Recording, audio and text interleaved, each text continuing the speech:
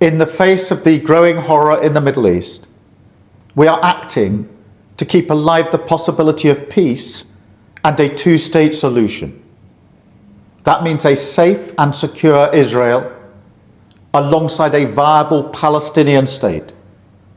At the moment, we have neither. Ordinary people, Israeli and Palestinian, deserve to live in peace, to try to rebuild their lives free from violence and suffering. That's what the British people desperately want to see. Yet, almost 2 years after the barbaric attacks of October the 7th, hostages are still held by the terrorists of Hamas. Recent images show the hostages suffering and emaciated. Hamas even refused to release all the bodies of the dead. I have met British families of the hostages. I see the torture that they endure each and every day, pain that strikes deep in people's hearts across Israel and here in the United Kingdom.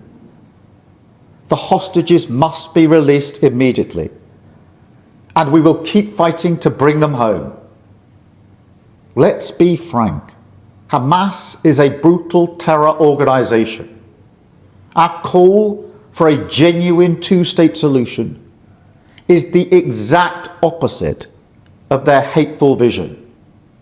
So we are clear. This solution is not a reward for Hamas, because it means Hamas can have no future, no role in government, no role in security. And we have already prescribed and sanctioned Hamas, and we will go further. I have directed work to sanction other Hamas figures in the coming weeks. Meanwhile, the man-made humanitarian crisis in Gaza reaches new depths.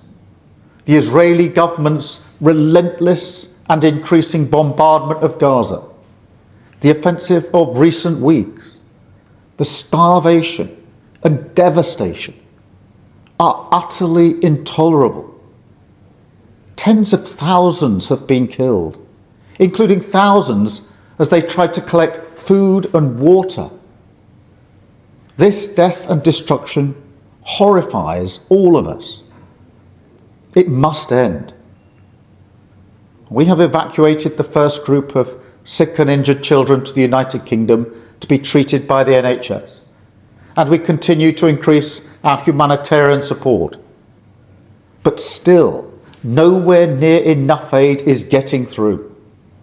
We call again on the Israeli government to lift the unacceptable restrictions at the border, stop these cruel tactics, and let the aid surge in.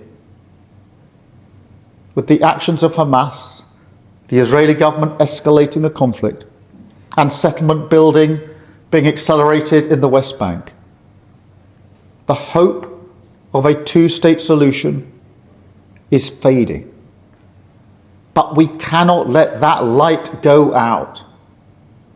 That is why we are building consensus with leaders in the region and beyond around our framework for peace. This is a practical plan to bring people together behind a common vision and a series of steps, including the reform of the Palestinian Authority, that takes us from a ceasefire in Gaza to negotiations on a two-state solution. We will keep driving this forward.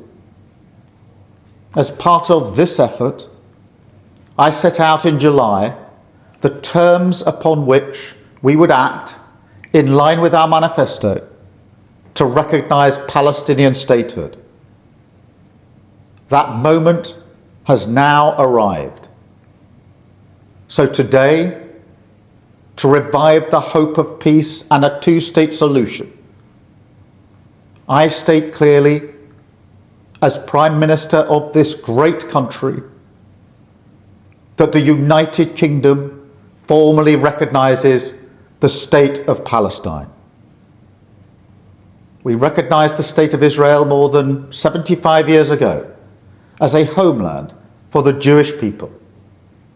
Today, we join over 150 countries who recognize a Palestinian state also. A pledge to the Palestinian and Israeli people that there can be a better future. I know the strength of feeling that this conflict provokes.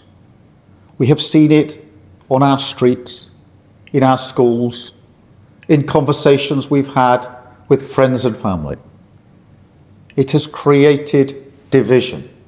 Some have used it to stoke hatred and fear, but that solves nothing. Not only must we reject hate, we must redouble our efforts to combat hatred in all its forms. We must channel our efforts, united together in hope, behind the peaceful future that we want to see. The release of the hostages, an end to the violence, an end to the suffering, and a shift back towards a two-state solution as the best hope for peace and security for all sides.